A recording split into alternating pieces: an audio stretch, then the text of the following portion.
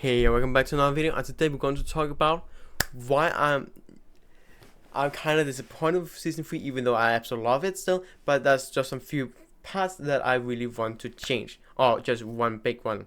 And if you want me ranking every single Tale of Arcadia character and the entire franchise, go check that out. This video will make more sense. Anyways, so let's get to it. So yeah, I talked about.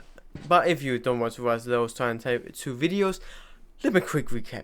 I don't like the entire part. They set Gomma up, my favorite villain in this franchise, set up from the ground up. He's going to be the main bad guy. He's so evil and stuff. And it was that for a while. Until part of middle ground of season 3. They changed it. Say, screw that, he's still there. But he's a side villain now, and now Morgana's the main villain. Let's see what, we heard about him a bunch of times in the first 2 seasons, a lot, and keep talking about. We even saw him got introduced in season 2, my favorite in the entire franchise. In season 1, we heard his voice for the first time, and season 2 we saw him in action for the first time, and really set up the stand-up because of the ending of season 2, where they basically show now is him basically ruling the earth, trying to find a way to rule the earth and stuff. And the first part of season 3 showed that. In the beginning of season 3, they showed that. But then they just switched it over, and that's why I don't like what they did. Let's hear about how many times we heard about Morgana until that. Into the switch over to her. One time in season 1, we just quickly heard about her. We knew nothing about her. We know she was a magical being. She has some powers because she gave Angurad his powers and stuff.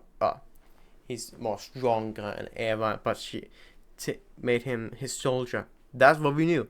Season 2, we heard a little bit more of him. They keep saying her fake name. I forgot what they called her, but it doesn't matter. But they talked about her, and I heard her, and yeah, they talked. Then also in the beginning of season 3, but that's it. And then they changed it over to her as the main villain, and then she used Gunmar as to do her wishes, and then she didn't give it basically a shit about him after that. And then we got to the final episode. Jim fights off Gunmar, takes 5 seconds, and then he kills him and says something for a few seconds, and then move on to fight Morgana. The character that was said in the beginning of the show should be the main villain of this entire Trollhunters, at least, because I think that was the only plan in the beginning. Just decided to set him in the sideline in the ending for another villain that we barely heard anything about. That makes no sense. That came out of nowhere. I'm telling you, it came out of nowhere, and that's just super duper annoying for me. And how I would change the thing, but how it's gonna matter to make the forever night, or whatever it's called in English. I got the answer how to fix her. Not completely removing her, but how to fix her, what they did. So basically, all from season 1 to part where they switch over to Morgana still be the same.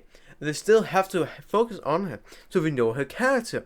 Yes, that part I'm totally fine with. Then we see a little more of her and stuff. Gunmar talks to her, and how I will fix her is just one that helps Gunmar. She requests, how can I get the forever night? Okay, so if you do this for me, I will give you it. Boom. Then they end up, if you free me, then I can cast the forever night, blah blah blah. They got a free, so all that when they freed her still be the exact same, because it felt like Gunma was still the main villain and stuff. And then boom, I said, and now it's time for me to rule. So she can just be in the background, doesn't try to like screw Gunma, because she is under his control and stuff. Not his control, but he is the leader, because that was what they said. She, like, basically like Arthur is the king and then Merlin is his wizard, basically like that. She casts a spell, boom, forever night, and then it's time to do everything to kill Gunma, and Morgana's a side quest. Boom, we're going to do that, blah blah blah. Everything there should be the same, but then Gunma did something, so they have to kill Morgana so then they can fight Gunma. Because he is the let's just say he's the final part too.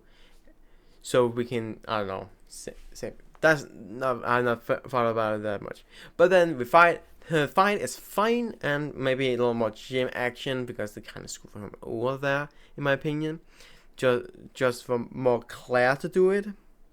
And then Angarad. So Angarad sacrificing himself to kill Morgana, totally fine. And then after they killed her, they like, finally we off her, boom, and now we can switch over to Gunma, and boom, final boss fight with him.